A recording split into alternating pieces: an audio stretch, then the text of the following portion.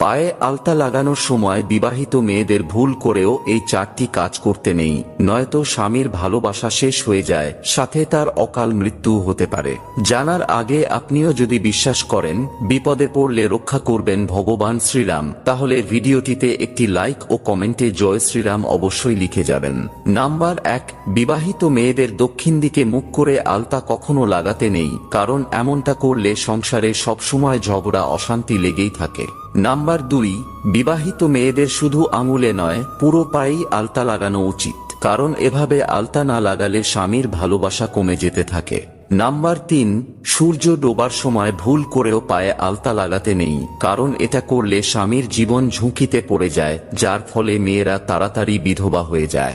Number 4, কোনো বিবাহিত মেয়ে যদি পায়ে আলতা দেওয়ার আগে তার বয়স্ক পিতা মাতাকে আলতা পরিয়ে না দেয়, তাহলে জীবনে তার খারাপ সময় চলে আসে।